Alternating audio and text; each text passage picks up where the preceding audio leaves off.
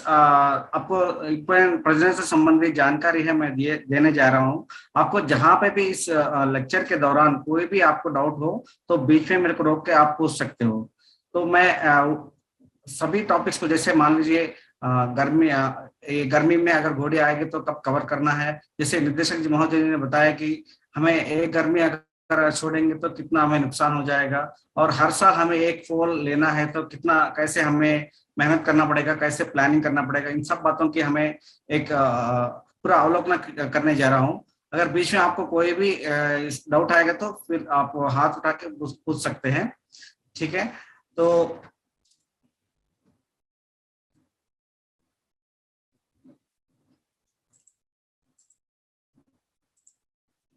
जैसे आप जानते हैं कि घोड़ा एक सीजनल ब्रीडर है, मतलब वो ज्यादातर जब लाइट की टाइम ज्यादा हो, दिन की अवस्था लंबी दिन जब होते हैं वो हीट में आती है, और इस प्रकार वो अपनी गर्मी के लक्षण दिखाती है।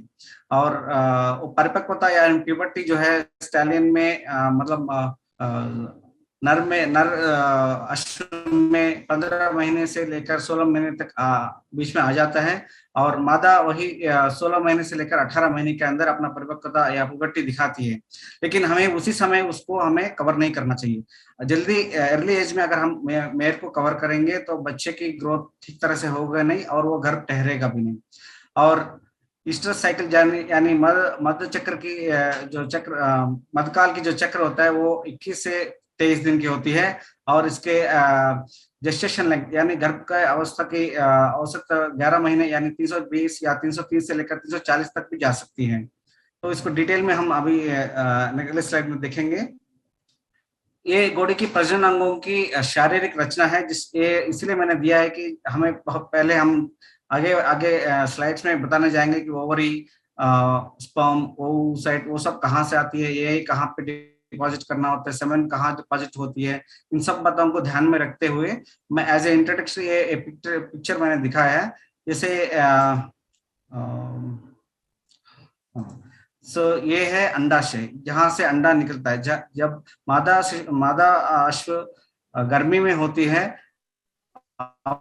वो 4 और 5वां दिन गर्मी के और शुक्राणु अगर उस समय में पहले से ही मौजूद हो तो अंडे के और ये ओविडक्ट जहां बोलते हैं, इसके अंदर इन दोनों का मिलन होकर फर्टिलाइजेशन होकर बच्चा बनता है। तो बच्चा बनने के बाद इस अंडा के बॉडी में, यूट्रस के बॉडी में, मतलब गर्भाशय के बॉडी में आके वहां पे 16 व 17 दिन रह के फिर वहां से बड़ा होना शुरू होता है। तो ये एज एन एग्जाम्पलरी हमने दिया है। तो आगे बढ़ते हैं। तो जैसे हमने शुरुआत में कहा है कि सीजनल ब्रीडर है घोड़ी। ये सीजनल ब्रीडर होता क्या है? हमारे जैसे राजस्थान या हरियाणा के अंदर जो अगर देखा जाए तो घोड़ी जो है बीच ऑफ मार्च में शुरू होके सितंबर तक गर्मी में रहती है, मतलब यानी हीट में रहती है। तो इस समय क्या होता है, आमतौर पर दिन की समय लंबी होती है तो घोड़ी हीट में आने की संभावना ज्यादा रहती है। और फरवरी से मार्च के बीच में जो हीट में आना दिखाना शुरू करती है, लेकिन उस समय ओवुलेशन की प्रक्रिया होती नहीं है, जिससे अगर हम उस समय मिलाएंगे घोड़ा को तो वो फर्टिलाइजेशन होने का, कंसेप्शन होने का बहुत कम चांस रहते हैं। और इसी तरह सेम चीज सितंबर या अक्टूबर के बीच में, अक्टूबर या नवंबर के बीच में भी घोड़ी अगर हीट में आने लगती है, अगर उसको कवर करते हैं तो ठहरने का संभावना बहुत कम रहता है। लेकिन कुछ अच्छे ऑर्गेनाइज्ड फार्म्स में इस समय भी हम कवर करा सकते हैं, जहाँ पे न्यूट्रिशन अच्छा अवेलेबल हो और लाइटिंग की सोर्स अच्छा हो, वहां पे इस समय को भी हम यूज करके भी बॉडी को कवर करा सकते हैं। तो ये सीजनल ब्रीडर क्यों कहा जाता है? क्योंकि घोड़ी जब लाइट बढ़ जाता है, घोड़ी के पीनल ग्लैंड होता है, उसके अंदर जो न्यूरॉन्स है वो एक्टिवेट होके मेलाटोनिन हार्मोन को ब्लॉक कर देते हैं। तो जो मेलाटोनिन हार्मोन को कम कर देते हैं, जिसकी वजह से बाकी जो प्रजनन से संबंधित हार्मोन जो है वो रिलीज होके अंडे को रिलीज करने में मदद करते हैं। तो हमें अगर किन किन पॉइंट्स को ध्यान में रखना है, अगर सही घोड़े को सिलेक्शन करना है या परचेज करने जाते हैं, तो हमें इन कुछ चीजों का ध्यान रखना चाहिए। आप में से कोई बता सकते हैं कि आप लोग घोड़े को अगर सिलेक्शन करने जाएंगे तो किन किन किन पॉइंट्स का ध्यान रखते हैं? आप में से कोई बता सकते हैं क्या? सर फर्स्ट पॉइंट है जो उस पे ज्यादातर हम कंसिडर करते हैं। क्या है जी? फर्स्ट पॉइंट जो आपने पिक्चर्स में फर्स्ट पॉइंट दिया है, हम उसको ज्यादा कंसिडर करते हैं। हाँ जी, हाँ जी, ठीक है, एक हो गया। अच्छा, और और फिर इस सर पे उसके क्यों दांत ध्यान के, जी दांत भी देखे जाते हैं हमारे यहाँ। इस, हाँ हाँ, दांत क्यों देखते हैं जी? जी हाँ, 3 साल की मिनिमम दांत से होनी क्या चाहिए ना, पता तीन। चलता है? हम दांत तीन क्यों देखते हैं आप? दांत क्यों देखते हैं? कि वो कितने महीने की है मिनिमम, इससे पता चल जाता है ना सर वो, हाँ, ये इसके लिए। तो एज से पता चलता है। वेरी गुड, हाँ वेरी गुड। और लास्ट पॉइंट आप जो बता रहे थे कि इस पे क्यों ध्यान देते हैं, सर, आपने लास्ट पहले फिर बोला हम ना देखते हैं एक उसकी पॉइंट। रीढ़ की हड्डी, जो रीढ़ की हड्डी होती है उस पर ज्यादा फोकस करते हैं फिर। हाँ हाँ, मतलब बॉडी कंडीशन कैसा है बॉडी हाँ का, ये देखते हैं। तो मैं यहाँ जो चित्र दिखा रहा हूँ, उस चित्र से आपको कुछ आइडिया लग रहा है क्या है? मैं क्यों चित्र दिखा रहा हूँ यहाँ पे, जो बनाया जी हुआ हाँ है सर, ये सब जो है? हाँ, जी ये हाँ किस लिए सर, समझ दिखाया तो गया? रहे हैं। क्योंकि सर जो फर्स्ट हाँ, नहीं वाली ये, होती है, जब हम हॉर्सेस से मैटिंग करवाते हैं ना, तो वो हाँ जी, कंसर्न होने के चांस 100% रहते हैं, और सेकंड वाले में थोड़ा सा डाउन है। उसके बाद में जो थर्ड हाँ वाली पोजीशन दे रखी है, उसमें कंफर्म नहीं होता है कि घोड़ा स्टैलियन जो भी होगा वो कंजर्व कर पाएगा, हाँ हाँ क्योंकि हाँ, उसके इसका शुक्राणु वजह जो क्या हैं हो यही सकता जो है? सेट हो जाते हैं। इसका वजह क्या सर होता ये है? तो आप ही बताइए सर, हमें तो, सर इसका तो हमें हाँ भी नहीं ठीक पता है, सर। बहुत अच्छा, ठीक है। तो ये किसान भाई ने जो बोला है वो पॉइंट्स बिल्कुल सही है। सभी को ये चीजें फॉलो करना है। जैसे आप लोग दांत देखते हैं, तो दांत इसलिए देखते हैं कि वो एज पता करने के लिए दांत देखते हैं। लेकिन कुछ जगह क्या होता है कि दांतों को भी रैस्प कर देते हैं, मतलब एज ना पता होने के लिए दांतों को भी रैस्प कर देते हैं और कुछ मॉडिफाई करने की कोशिश करते हैं। तो बाकी चीज हम क्या देख सकते हैं कि हमें ध्यान ये रखना चाहिए कि जो अगर ब्रीडिंग के पर्पज से देखा जाए तो काफी यंग वाला और काफी ओल्ड वाला, यानी 3 साल से छोटे वाले और 15 साल से ऊपर वाले को खरीदना नहीं चाहना चाहिए। अगर फ्यूचर में ब्रीड करना है तो 3 साल के आसपास ले सकते हो। और जैसे फिजिकल एग्जामिनेशन भी करना है, सबके रीढ़ की हड्डी सही है, बॉडी तंदुरुस्त है कि नहीं है, वो देखना चाहिए। और जैसे लास्ट पॉइंट, जैसे भाई साहब ने भी बोला था कि कंसेप्शन रेट जो है वो थर्ड वाला फिगर में यहाँ जो है लिखा हुआ है, इसमें कम होता है। क्योंकि जैसे आप आमतौर पर नॉर्मली अगर सोचा जाए तो अगर इसके लीद आती है तो यहीं पे स्थित हो जाती है, और लीद के अंदर जो बैक्टीरिया वगैरह वो फिर गर्भाशय के अंदर जा सकता है, वहां इन्फेक्शन होने की चांस ज्यादा होती है। और इन्फेक्शन एक बार आ गया तो घोड़ी ठहरना मुश्किल है। तो इसीलिए हमें ध्यान रखना चाहिए कि ये जो लीद वाली द्वार और वेस्ट वल्वा जो बोलते हैं वो एक साथ 90 डिग्री में होना जरूरी है। अगर ये सब मिलेगा तो ठीक है। और नहीं तो थोड़ा सा ये इंक्लिनेशन जो है मतलब 45 डिग्री से ज्यादा नहीं होना चाहिए। ये चीज आपको ध्यान रखना चाहिए। बाकी और विषय, क्योंकि हर जगह जांच करने वाली तकनीक मिलते नहीं है। जैसे मान लीजिए अगर अंदर भी जननांगों का अवस्था कैसा है, रिप्रोडक्टिव ऑर्गन्स का स्टेटस कैसा है, इन्फेक्शन है या नहीं है, ये सब जानने के लिए बहुत और एग्जामिनेशन करना पड़ेगा। आमतौर पे मोटे मोटे तौर पे ये चीजें ध्यान रखने की जरूरत है। और जैसे मैं बता रहा था, जैसे हमें अंदर की भी चेक करना है तो कुछ औजार भी यूज करते हैं हम लोग, जैसे इसको बोलते हैं वेजाइनल स्पेक्यूलम। जिसकी वजह से हम मादा के जो पिछले भाग को खोल के वो अंदर पानी है, इन्फेक्शन है, चेक कर सकते हैं। दूसरा है कि रेक्टल एग्जामिनेशन कर सकते हैं, मतलब बॉडी जो है गार्बिन है कि नहीं है, मतलब ओवरिस कैसे है, इन्फेक्टेड है, ठीक है कि नहीं, चेक कर सकते हैं। और बेस्ट तरीका है अल्ट्रासाउंड एग्जामिनेशन। अल्ट्रासाउंड से हमें पूरी क्लियर आइडिया आ जाती है कि बॉडी किस स्थिति में है, और कोई इन्फेक्शन है या नहीं है, वो सब पता चल जाती है। और बाकी एडवांस टेक्निक जो है यूट्रेन साइटोलॉजी, यूट्रेन बायोप्सी, इनके वजह से, इनसे क्या है कि एक एक गर्भाशय के एक टिश्यू लेके उसको हम चेक कर सकते हैं कि एक घोड़े फ्यूचर में बच्चे देने के लायक है कि नहीं है। जैसे उन्होंने बताया कि ये सब जानते हैं। कोई बता सकता है इस फिगर के बारे में आप में से? पशुपालकों में से कोई बता सकता है कि इस फिगर के बारे में? क्या मेरे को सुन पा रहे हैं? जी सर, सुन रहे हैं आपको।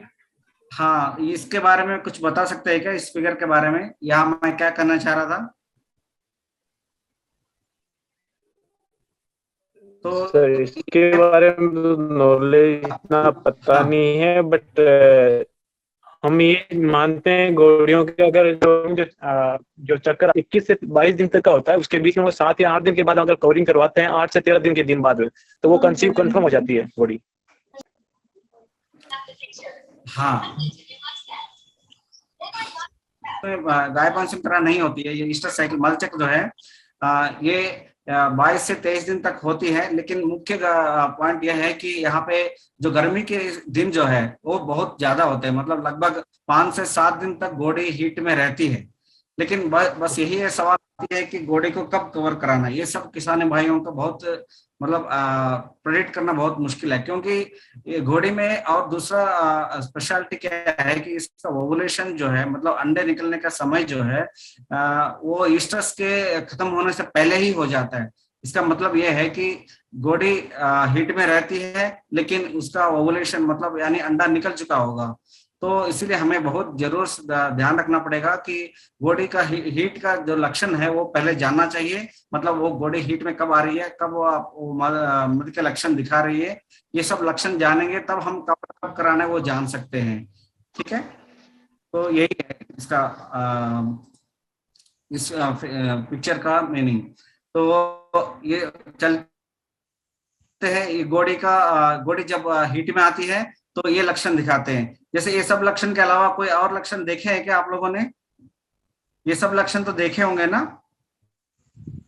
तो जब वो जी सर, बिल्कुल यही तो घोड़ी सेम। बार बार, हाँ हाँ, घोड़ी पिशाव करती है बार बार, और पूंछ उठा के एक साइड कर देती है।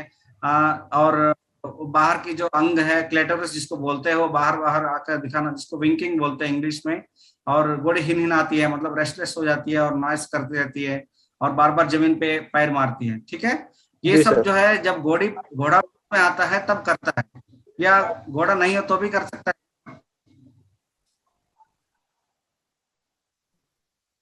सर वो तो कभी भी कर सकते हैं। कभी भी कर सकता है, या बाद में आएगा तभी भी कर सकता है? सर आपकी वॉइस कट रही है। वॉइस कट रही है? सर मेरे वो को तो सुन नहीं पा रहे क्या? है सर। हाँ बोलिए। हाँ सर, वो तो कभी भी कर सकते हैं। हाँ सर। जब घोड़ी मध में आती है तभी ये लक्षण दिखाए जाते हैं। और पिसाव का कलर कैसा होता है, उस समय कलर भी चेंज होता है, थोड़ा पीलापन उस पिसाव में दिखता है। जैसे घोड़ा नजदीक आया तो घोड़ी अपने पिछवाड़ा भी दिखाता है, मतलब वो माउंटिंग के लिए तैयार दिखाती है। और घोड़ा जो है फ्लेमन रिएक्शन जिसको बोलते हैं वो करती है घोड़ा। बीच में आप एक डंडा भी लगा सकते हो, या दीवार के पीछे भी लगा के चेक कर सकते हैं। नहीं तो कई बार घोड़ा चोट खाने की संभावना भी हो सकती है, क्योंकि घोड़ी जब हीट में नहीं होती है तो वो पीछे अपने पाँवों से घोड़ा को लात मार सकती है, तब उससे काफी नुकसान या चोट भी पहुंच सकता है। तो इन सब चीजों का ध्यान रखना चाहिए। और जब घोड़ी हीट में आती है तो उसको सही तरह से हमें पहचानना पड़ेगा ब्रीडिंग के लिए। तो ब्रीडिंग कब कराते हैं आप लोग? अगर आपको पता चल गया कि घोड़े हीट में आ गए, मध में है, तो आप कब कराते हैं मेटिंग? घोड़ा कब छठे और छठे दिन। सर हम तो मिनिमम से 7 या 8 दिन लेके चलते हैं मिनिमम।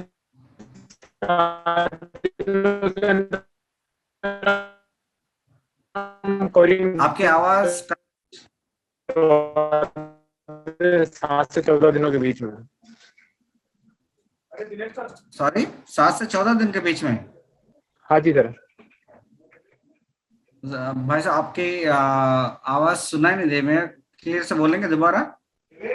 सर मैं ये कह रहा हूँ कि हम 7 दिन से लेके 14 दिन के बीच में घोड़े को दिखा देते हैं उसको। 7 दिन से लेकर 14 दिनों के बीच 14 दिन के अंदर? हाँ तो जी कैसे सर। होगा ऐसा? क्योंकि 1 से 7 दिन अगर हीट में आ रही है तो 7वां दिन क्यों करेंगे? अगर मान लीजिए घोड़ी एक दिन आज आ रही है हीट में, तो आप कब कवर कराओगे? जैसे आज के शुरू से बताओ, कब कवर करोगे? सर चौथे और छठे दिन कवर करवाते हैं हम तो। आज मान लीजिए आपने, हाँ, वो किस लिए कराते हैं?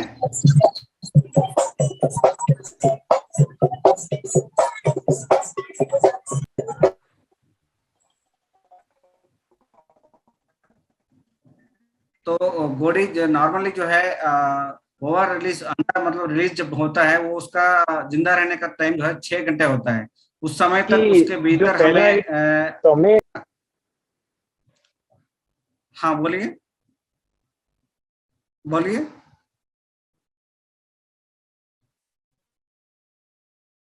चलो अगर 7 दिन का हीट आता है तो सही, आप चौथा दिन या 5वें दिन के बाद लगा एक दिन छोड़ के दूसरा दिन आप कवर करा सकते हो, क्योंकि ये अंडे जब रिलीज होता है वो 6 घंटे तक जीवित रहता है। उस 6 घंटे के अंदर अंदर हमें शुक्राणु को वहां पे पहुंचाना चाहिए, नहीं तो वो फर्टिलाइजेशन नहीं होगा और बच्चा पैदा नहीं होगा।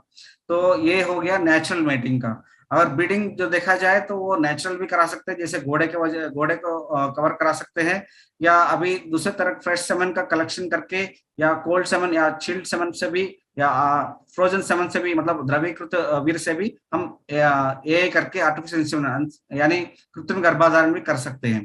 तो कृत्रिम गर्भाधान करने का टाइम क्या है कि जैसे चौथा दिन आता है तो 5वें दिन छोड़ के 5 और छठा दिन हम कृत्रिम गर्भाधान करते हैं। तो उस समय अंडा होने रिलीज होने का ज्यादा चांसेस रहते हैं। और जो द्रवीकृत वीर्य होता है उसका टाइम 24 से लेकर 48 घंटे तक जीवित रहता है उसमें शुक्राणु, तो फर्टिलाइजेशन होने का चांस ज्यादा रहते हैं। तो कभी और अल्ट्रासोनोग्राफी के द्वारा भी अंडे को हम लोग चेक कर सकते हैं, मतलब अंडा कितना बड़ा है, कितना किस समय हमें कवर कराना है, वो चेक करने के लिए भी अल्ट्रासाउंड कर सकते हैं। जैसे यहाँ पे एक वीडियो दिखाते हैं, तो अंडा कितना बड़ा है और कैसे किस समय हमें मेट करानी है। जैसे हमारे सेंटर में ये जंस्कार नस्ल की घोड़ी है, और इसको हम अल्ट्रासाउंड मशीन के द्वारा इसके अंडे की स्थिति चेक करते हैं, अंडा कितना बड़ा है और उसका कंसिस्टेंसी कैसा है और किस समय हमें कवर करना चाहिए। अल्ट्रासाउंड मशीन में देखेंगे तो लगभग 40 से लेकर 45 mm के बीच में हम इसे कवर कराते हैं। देखिए अंडा कितना बड़ा है।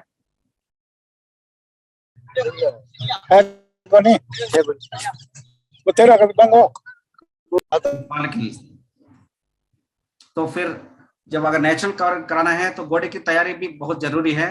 गोडे को पिछला वाला बांध पे हमें पट्टी लगानी है ताकि घोड़े किक ना कर सके और घोड़े को चोट ना पहुंचा सके, और उसके टेल को यहाँ इस तरह बांध देना चाहिए, एक तरफ पकड़ के रखना चाहिए।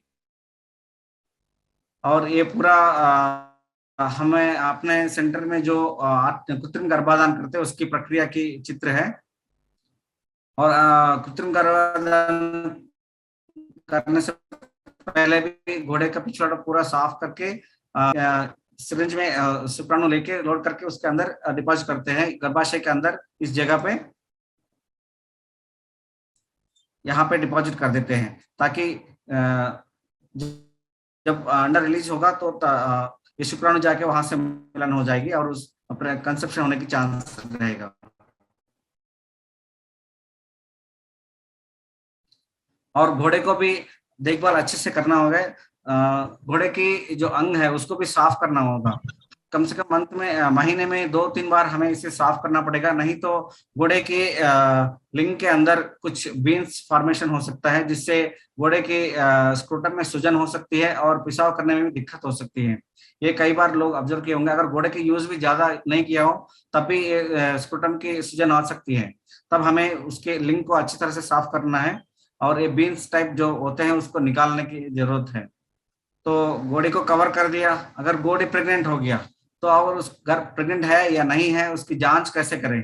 एक तो हो सकता है गोदाम में हाथ डाल के रेक्टल एग्जामिनेशन कर सकते हैं, दूसरा तरीका है अल्ट्रासाउंड मशीन से पक्का हमें पता चल सकता है, और लेबोरेटरी टेस्ट जो है सीरम से जुड़े हुए हैं, सीरम उसका निकाल के उसका सीरम का जांच भी कर सकते हैं जो हमारे सेंटर में अवेलेबल है। तो जो भी प्रशिक्षित वेटनरी डॉक्टर है या पशु चिकित्सा अधिकारी जो भी है वो गोदाम में हाथ डाल के रेक्टल एग्जामिनेशन के तौर पे 30 दिन के अंदर बता सकते हैं। लेकिन वही चीज अल्ट्रासाउंड मशीन के द्वारा हमें मिनिमम 10 दिन से लेकर 15 दिन तक के बीच में भी हमें प्रेगनेंसी का पता चल सकता है। घोड़े में स्पेशलिटी और दूसरा क्या है कि उसके जब हेलो हेलो बोलिए। सर, थोड़ा सा एआई के बारे में क्लैरिफाई अगर आप ठीक से कर पाए, क्योंकि हाँ हमें बोलिए। जनरली पब्लिक को क्या है कि आज किसानों को सभी को एआई के बारे में डिटेल्ड एक्सप्लेनेशन शायद तक ज्यादा लोगों को पता नहीं है कि एआई क्या हाँ है, फिर मैं उसके एडवांटेजेस क्या है। Thank you sir. हाँ बताते हैं। हाँ ये क्या है कि हाँ ये जो है ये मतलब कृत्रिम गर्भाधान होता है। कृत्रिम गर्भाधान मतलब घोड़े को बिना यूज करके घोड़े के वीर्य को घोड़ी के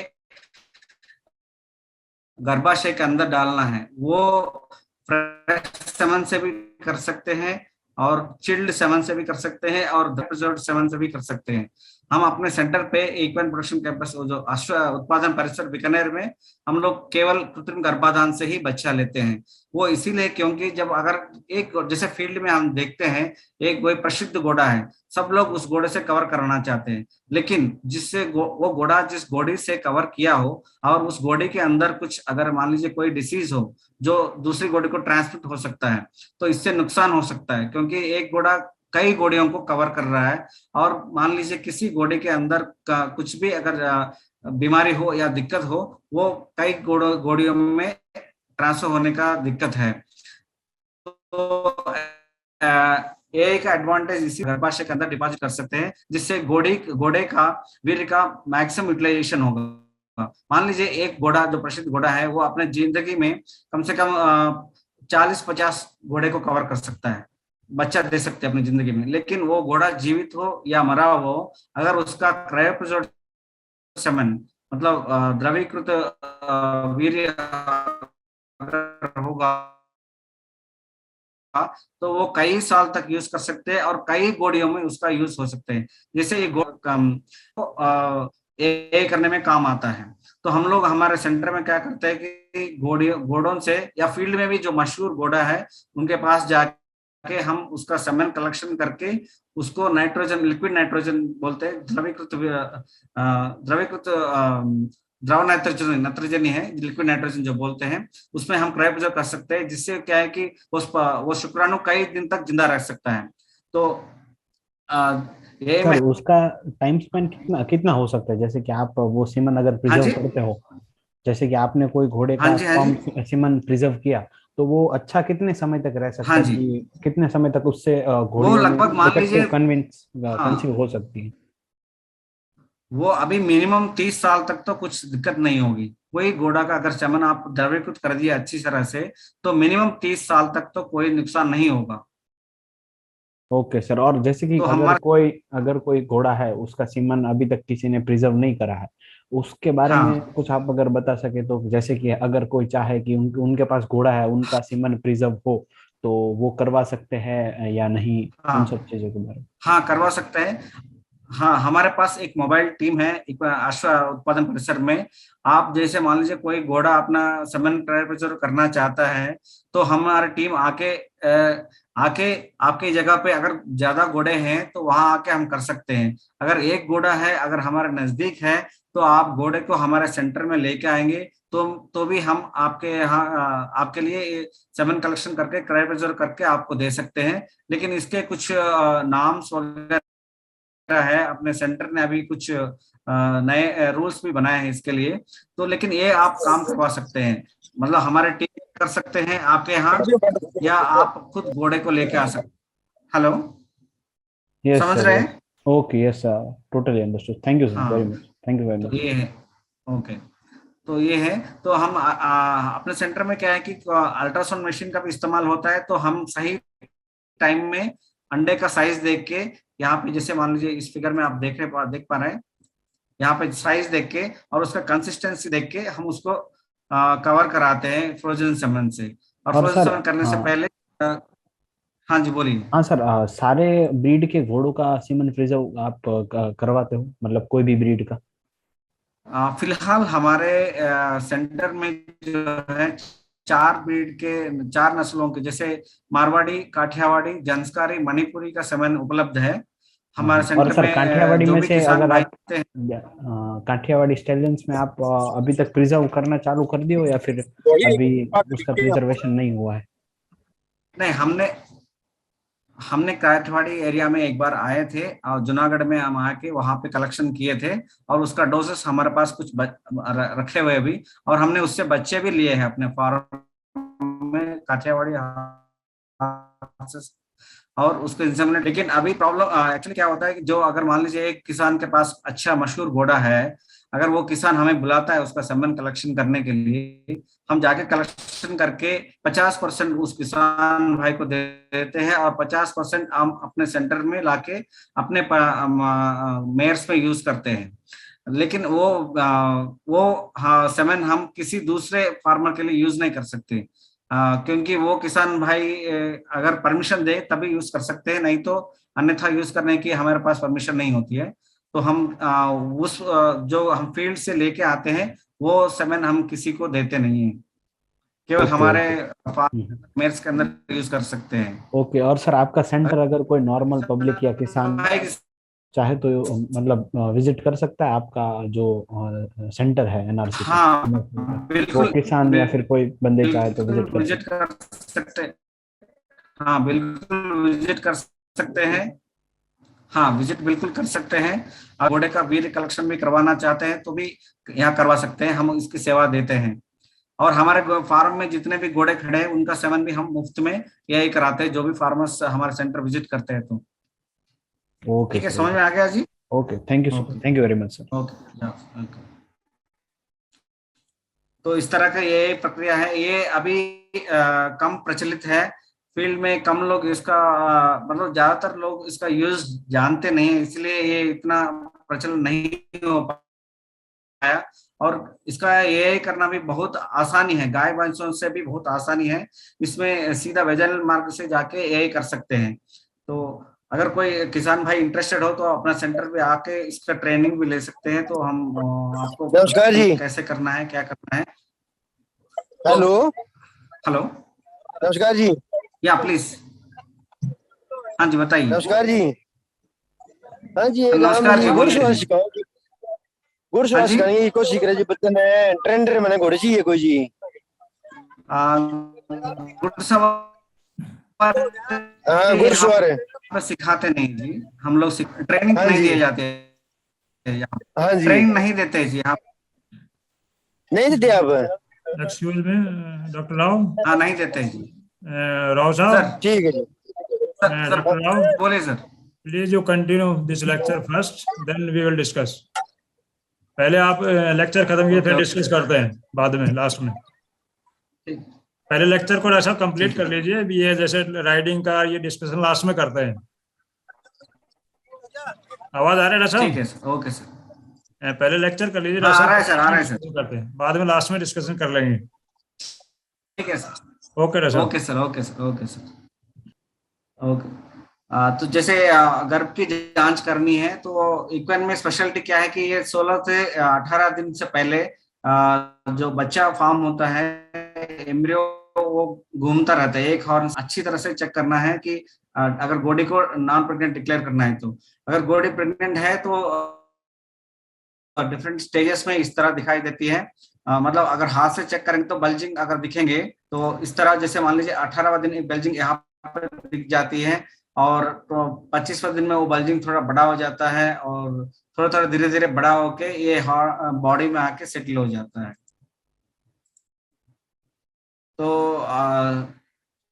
बॉडी को प्रेगनेंसी के दौरान अच्छी से देखभाल करना है, अगर गर्मी हो दिन उसको छाना चाहिए। और फोलिंग जैसे कैसे पता चलेगा हमें, अभी घोड़े बच्चा देने वाली है, उसका 3 स्टेज में वो होते हैं। पहले तो हमें पहले देखना है कि उसके थन में जो दूध आना गिरना शुरू हो जाती है, वो पहला सिम्टम है, मतलब बच्चे घोड़ी जो है 24 घंटे अंदर अंदर बच्चा देने वाली है। और ये 3 स्टेज में होता है। पहले स्टेज में घोड़ी कोलिक लाइक सिम्टम्स दिखाती है, जैसे मान लीजिए स्वेटिंग हो जाता है, रेस्टलेस हो जाती है, उठ बैठ करना चालू कर देता है, और ये कम से कम 6 घंटे से लेकर आधा घंटे तक रहता है। और ये सेकंड स्टेप में जो है जो बच्चादानी है वो बाहर आ जाती है, और बच्ची घोड़ी बैठ जाती है कई बार, और कई बार उठ के भी बच्चे दे सकती है, और ये बहुत प्रोफ्यूज होता है, बहुत स्पीड होता है, ये 20 मिनट तक रहता है। फिर तीसरा स्टेज में क्या है, अपने सारे जो जहर जो है जो गिरना चालू हो जाता है, और बच्चा भी बच्चा होने के बाद वो 2-3 घंटे में बच्चा उठ के फिर बच्चे को हमें खीस पिलाना चाहिए, कोलेस्ट्रॉल जिसको बोलते हैं, जिसमें ज्यादा इम्यून सब्सटेंसेस होते हैं, वो बहुत सेहत के लिए अच्छे होता है।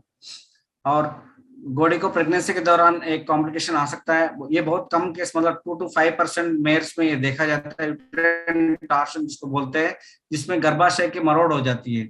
उसके मरोड़ मतलब राइट साइड में भी हो सकती है, लेफ्ट साइड में हो सकती है। उसको हमें एक प्रशिक्षित पशु वैद्याधिकारी के अनुसार उसको जांच करा के उसको प्लैंक मेथड के दौरान उसको सही किया जा सकता है। और फोलिंग के बाद कॉम्प्लिकेशंस जैसे जेर पूरी तरह से गिरा नहीं है, ये भी एक समस्या हो सकती है। उसको बहुत अच्छे जोर से खींचने की कोशिश नहीं करना चाहिए, वो अपने आप गिरने की वेट करना चाहिए, नहीं तो हल्का डोज ऑक्सीटोसिन का भी देके, मतलब पशु अधिकारी को संबंध कांटेक्ट करके उसके गाइडलाइंस के अनुसार उसको फॉलो अप करना चाहिए। और इसको हाथ से खींचने की, जोर से खींचने की ट्राई नहीं करना चाहिए। और घोड़ी बहने के बाद और इम्पोर्टेंट कैरेक्टर क्या है मेयर में, घोड़ी बहने के बाद ये 7 से लेकर 15 दिन के अंदर अंदर हीट दिखाती है वापस, इसको जिसको बोलते हैं फोल हीट। ये फोल हीट जो है बिल्कुल फर्टाइल हो सकता है और इस समय कवर कर सकते हैं। अगर हमें साल में एक फुल बच्चा लेना है तो फोल हीट की मैक्सिमम यूटिलाइजेशन कर सकते हैं। अगर फोल हीट को अगर आप मिस कर देते हैं तो इमिडिएटली फोल हीट के बाद जो हीट होती है वो अगर ओवुलेशन के साथ है तो उस हीट को जरूर हमें यूटिलाइज करना चाहिए। और बॉडी को 1 महीने के अंदर अंदर कवर करेंगे तो हमें हर साल एक बच्चा ले सकते हैं। फोल हीट तभी यूज कर सकते हैं जब हमारे फोलिंग जो है मतलब क्लीन हो, मतलब कोई कॉम्प्लिकेशन नहीं हो, तब हम इसको यूज कर सकते हैं। तो इसके साथ ही मैं अपना प्रेजेंटेशन बंद कर रहा हूँ। ये हर चीज को मतलब थोड़ा थोड़ा मैं ऊपर से बताया हूँ। अगर आपको जिसको भी डाउट है तो कोई भी टॉपिक पे आप पूछ सकते हैं। हो सकता है इस लेक्चर से आप लोग कुछ सीखे हो। जी सर जी, बहुत अच्छा आपके लेक्चर रहा आपका। हाँ जी सर जी, मैंने अभी एक घोड़ी बाय की है, हाँ जी फर्स्ट टाइम घोड़ी बाय की। हेलो हाँ जी जी, मेरा नाम शादाब। हाँ जी शादाब जी, वेरी गुड, अच्छा क्वेश्चन पूछा है जी। ये पोषण का जो है बहुत ही आवश्यक है। प्रेग्नेंट मेयर का जो न्यूट्रिशन है बहुत ही इम्पोर्टेंट है। हमें इस समय क्या है कि बॉडी को अच्छी पोषण देना चाहिए, जो जिसमें मतलब खनिज भी हो, और चना, जौ, गेहूं और चोकर ये सब भी दे सकते हैं। और हरा चारा ज्यादा देना चाहिए। और जी बॉडी को नहीं है टेटनस जैसे जैसे बॉडी प्रेग्नेंट आगे बढ़ती है तो टेटनस वगैरह भी हमें देना चाहिए। जी और डिवॉर्मिंग भी जरूरी है, जी जी डिवॉर्मिंग भी जरूरी है।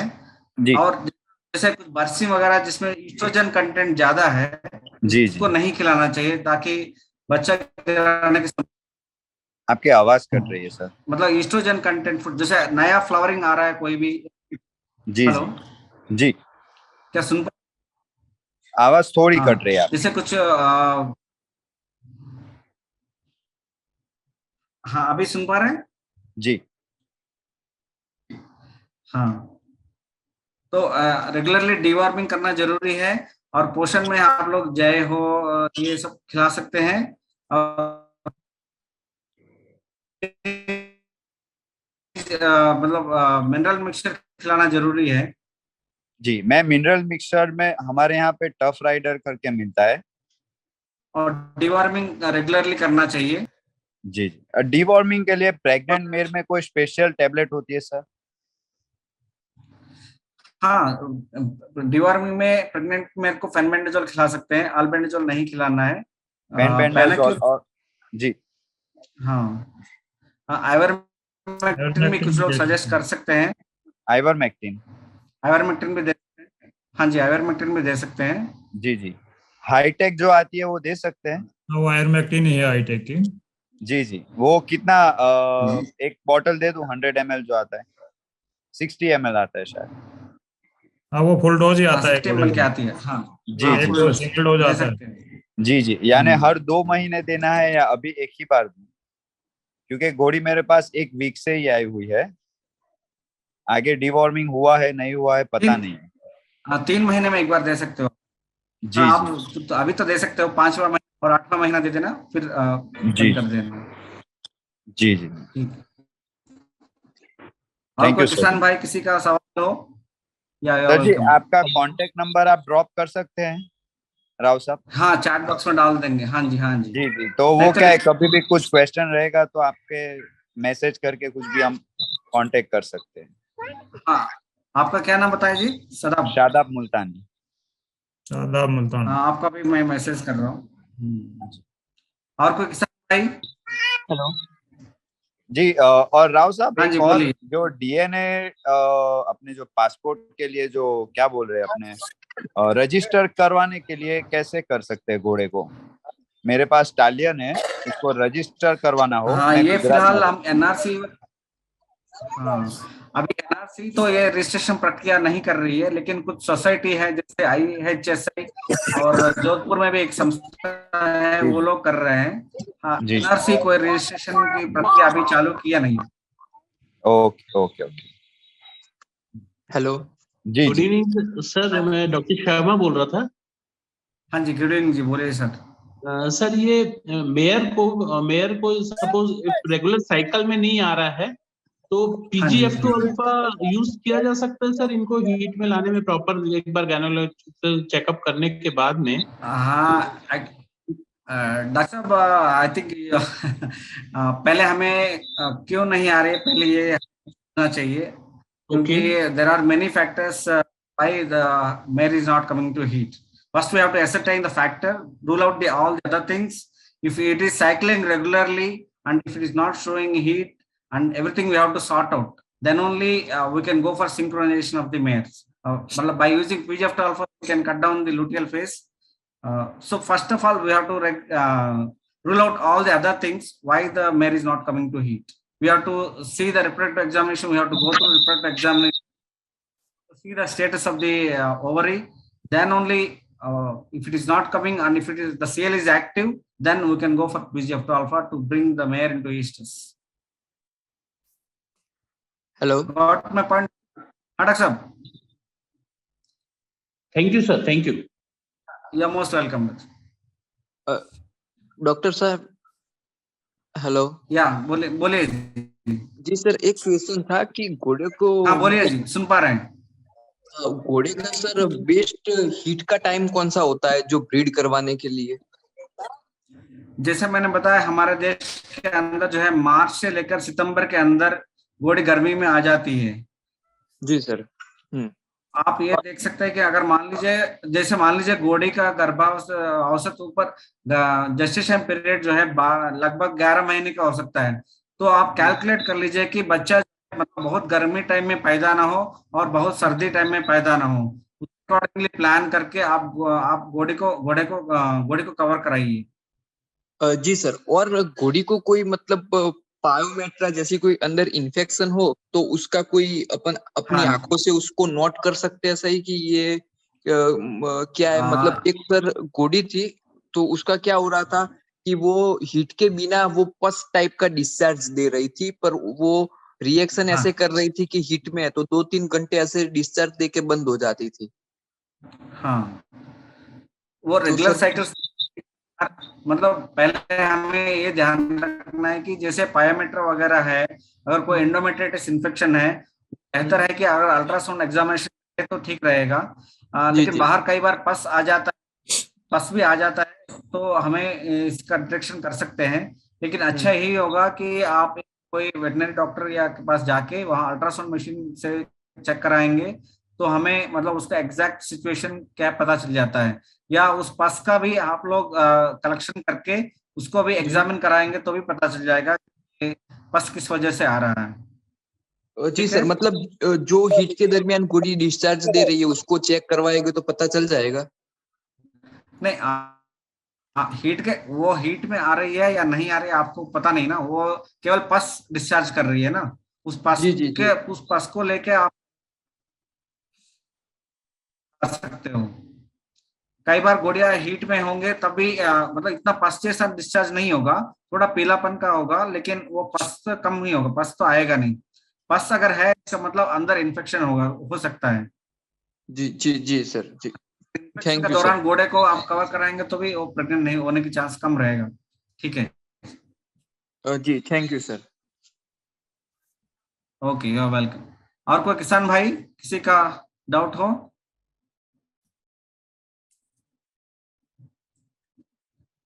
सर ये टीटी इंजेक्शन का और डीवॉर्मिंग का फ्रीक्वेंसी कितना है सर, कब तक देना है?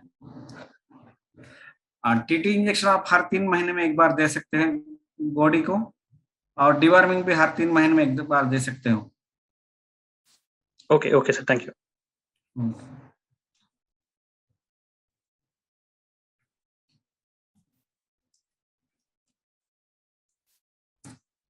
अन्ना, doctor Anna? Yes, sir.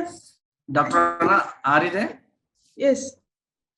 If no more questions, we can conclude this session. If you ask once and if there are no more questions, we can. Sure, sir. Sure. Sir, in chat box, somebody has asked, "Is semen कैसे मिलेगा?" Sorry? Semen कैसे मिलेगा? Semen. Semen equine production campus के अंदर, EPC के अंदर हम semen क्रायोप्रेजर करके रखते हैं। वहां पे आके कोई भी किसान भाई कुछ पेमेंट ना के हम लोग तो ईपीसी के अंदर सेमन वहां जो घोड़े खड़े हैं ना, उनके सेमन ईपीसी के आके वो सेलेक्ट करके वहां कुछ पेमेंट करके लेके जा सकते हैं।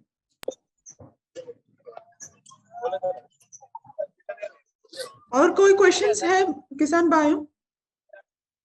मैम अगला सेशन, हाँ जी मैडम जी, मीटिंग कब हो सकता है अगला सेशन आपका? आप हमारा फेसबुक पेज में देखिए जी, एनआरसी ऑन इक्वाइंस हिसार इंडिया में, हमारे फेसबुक अकाउंट में। Okay, thank you ma'am, update वहां पे मिल जाएगी। श्योर श्योर, फेसबुक में। Okay, thank you ma'am, thank you.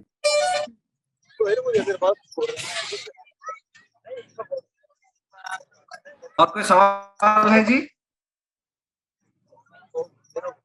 और कोई सवाल पूछना चाह रहा है क्या? हाँ जी, और कोई सवाल पूछना चाहता है क्या? खत्म हो गया ऐसा सवाल। सर खत्म हो गया ऐसा सवाल। ठीक है, ठीक है। अन्ना, if there are no further questions, एक और क्वेश्चन है चैट बॉक्स में, पेट दर्द के बेस्ट इंजेक्शन क्या है? सॉरी? पेट दर्द के बेस्ट इंजेक्शन? कोलिक का best injection? Usually pain killers तो देते ही है, नवाल्जिन मेटाल्जिन टाइप देते हैं, बट वो किस वजह से है वो हमें देखना चाहिए।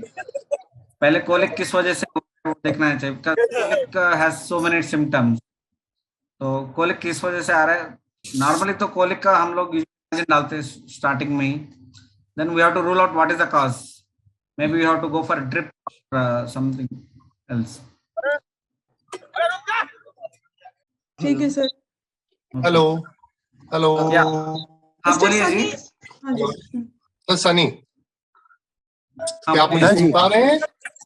जी बताइए। हाँ जी सर, मैं फरीदाबाद से, हरियाणा से बोल रहा हूँ। हाँ जी बोलिए जी। नमस्कार सनी जी। नमस्कार सर। सर मेरी मेयर है, बोलिए। अराउंड एज है 12 इयर्स, मारवाड़ी मेयर है। और सर मैंने इसको, अब हमारे यहाँ पे डॉक्टर की फैसिलिटीज नहीं है, इसको प्रेग्नेंट कराना है और चेक करवाना है कि ये इसने जो बच्चा दिया था उसको 8 साल हो गए, तो दोबारा इसको कंसीव करवाना है। तो चेक करवाने के लिए सर हमारे पास लोकल डॉक्टर्स यहाँ पे है नहीं जो इसको चेक करते हैं कि अंदर से सही है या नहीं है। तो इस सर फैसिलिटी कैसे मिल सकती है यहाँ पर? एक तो हमारे हिसार के अंदर तो ये चेक हो जाएगी, हिसार के अंदर। हाँ जी सर, दूर पड़ता है सर फरीदाबाद से हिसार। अभी कोई बड़े अस्पताल में जाके वहां पे अल्ट्रासाउंड मशीन होगी तो वहां चेक करवा सकते हैं। नहीं है सर, हमारे यहाँ पे नहीं है सर मशीन। नहीं है सर, फरीदाबाद में है Actually, हम तिगांव। लोग भी आ नहीं सकते। हाँ जी सर, यही है सर। हाँ, हमारा सेंटर हिसार में है, हरियाणा के अंदर, और राजस्थान में बीकानेर में है। इन 2 सेंटर में हम नहीं जांच सर, कर बहुत सकते दूर हैं। है, और बहुत दूर है सर। वेटनरी कॉलेज कोई है क्या आपका आसपास?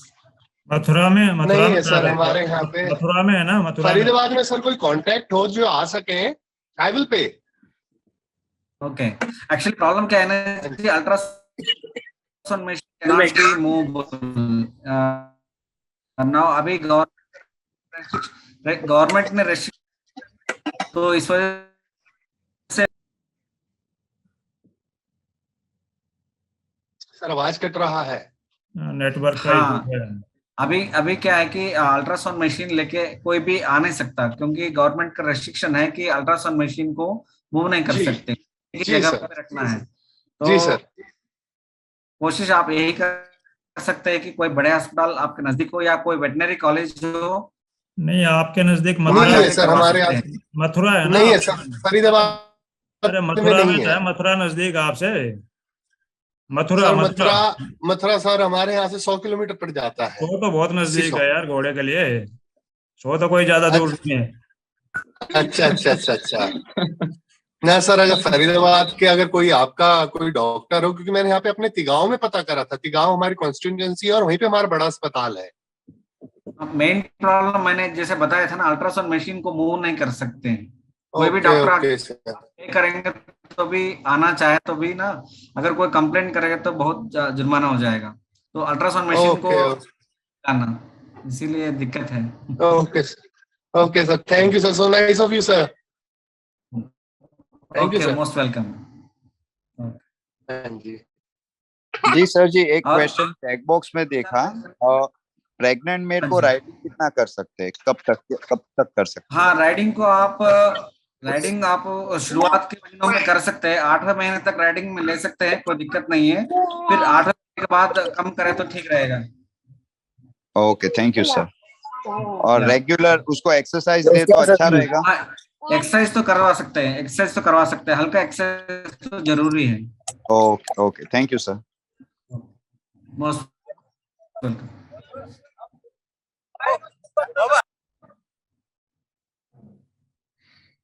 Sir, one more question is there in chat box. मेरे को हीट में लाने के लिए क्या खिलाते हैं? यूजुअली अगर मेरे को सही खाना पीना सही मिल रहा है तो अपना हीट में आ जाएगा, क्योंकि रिप्रोडक्शन जो है वो सभी काम के बाद आता है। मतलब अगर घोड़े तो अपने आप हीट दिखाने लग जाती है। अगर वो हीट में लाना है तो जनरली लोग जो है जो स्प्राउट बीन्स वगैरह खिला सकते हैं। लेकिन हमें मेनली हमें को उसको वो ठीक रहेगा। ठीक है सर। एक और क्वेश्चन है सर, प्रेग्नेंट घोड़ी कितने टाइम ठीक के राइडिंग कर सकते हैं जी? ये हो वो गया, सवाल अभी जवाब किया हुआ है। अभी आ गया जवाब इसका। सर एक और एक क्वेश्चन था। हाँ जी सर, घोड़े को अभी सर्दियों में ऑयल कौन सा देना चाहिए तो अच्छा रहेगा, या पूरे साल में कौन सा ऑयल दे तो घोड़े को अच्छा रहेगा? आप ऑयल पिला रहे हैं क्या?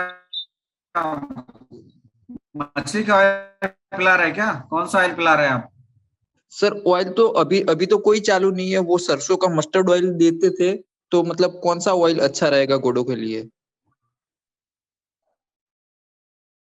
नहीं, मस्टर्ड ऑयल भी खिला सकते हो, और मछली के ऑयल जो नाम से आती है वो भी खिला सकते हो। जी सर। करना चाहेंगे आप उसको ज्यादा क्वांटिटी में मत खिलाइए sir. 100 ml per day? 100 ml दे सकते हैं, कोई दिक्कत नहीं। जी सर, दे सकते हैं 100 ml।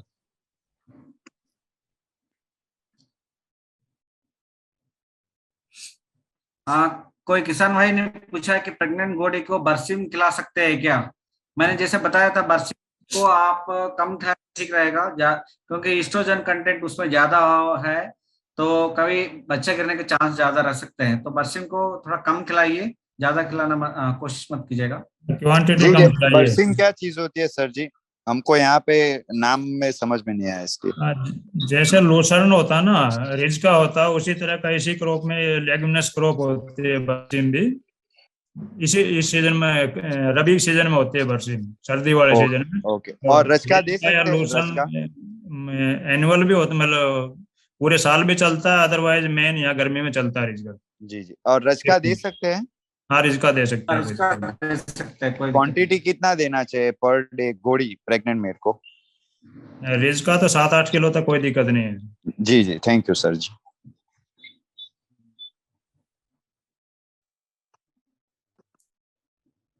ठीक है सर।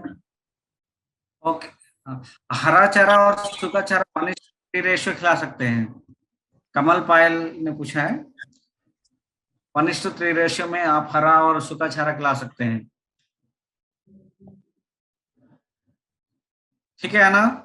हाँ सर, ठीक है sir, thank you so much. Doctor लेगा please. Okay, I am ready for vote of thanks. Thank you sir. ओके, आप सभी का बहुत बहुत धन्यवाद, सभी पशुपालकों का। और सबसे पहले मैं हमारे निदेशक महोदय डॉक्टर यशपाल जी को धन्यवाद देना चाहूँगा कि जिन्होंने अश्वों के बेसिक्स पर डॉक्टर तालूरी को राव को बहुत ही अश्वपालकों के लिए उपयोगी लेक्चर अरेंज करवाया। मैं डॉक्टर राव का भी आभारी हूँ जिन्होंने अश्वपालकों के लिए अश्व उपयोगी लेक्चर विस्तार से बताया। मैं संस्थान के सभी वैज्ञानिकों, अधिकारियों को भी धन्यवाद देता हूँ जिन्होंने रुचि लेकर इस लेक्चर को सुना। मैं सबसे ज्यादा आभारी अश्वपालकों जिन्होंने इस लेक्चर को धैर्यपूर्वक सुना और विस्तार से चर्चा में भाग लिया। मैं अंत में दोबारा सभी महानुभावों का आभारी हूँ, धन्यवादी हूँ। और मैं इस लेक्चर की कोऑर्डिनेटर डॉक्टर अन्ना राज का भी धन्यवाद देता हूँ जिन्होंने बड़ी सुचारू रूप से इस लेक्चर को करवाया। अच्छा, मैं एक बात बताना चाहूँगा, जैसे सीमन फ्रीजिंग के लिए जैसे डिस्कशन हो रहा था, तो हमने सीमन फ्रीजिंग टेक्नोलॉजी को सेल करना भी चालू कर दिया अभी। अगर कोई किसान भाई जिसके पास बहुत अच्छा स्टालियन है, बहुत अच्छा घोड़ा है, जिसकी डिमांड बहुत है, घोड़ियाँ बहुत आती है, अगर वो उसका सीमन फ्रीज करवाना चाहता है तो हम उस किसान को भी ट्रेंड कर सकते हैं, उसको सिखा सकते हैं कैसे सीमन फ्रीज कर सकते हैं, कैसे लिक्विड सीमन से उसकी कर सकते हैं। वैसे जैसे कई बार क्या होता है, एक अच्छा स्टालियन है, उसके पास 10-10, 20-20 घोड़ियाँ एक दिन में आ जाती हैं, तो उसका बेस्ट सॉल्यूशन ये है या तो उसको सीमन को फ्रीज करके रखिए, अदरवाइज या फ्रेश सीमन को भी यूज करोगे आप तो एक बार के कलेक्शन में 10-12 घोड़ियां हो सकती हैं और आपका घोड़ा जो है एग्जॉस्ट नहीं होगा, तो आप उसको अच्छी तरह से यूज कर सकते हैं। और कोई किसान भाई अगर इस टेक्नोलॉजी को हमसे खरीदना चाहे तो ये 59,000 में हमारे पास अवेलेबल है, और हम उसको किसान को 4-5 दिन की ट्रेनिंग देके उसको यह सिखा सकते हैं, सिखा देंगे कि आपको सीमन फ्रीज कैसे करना अपने घोड़े और उसका यूज कर सकते हैं।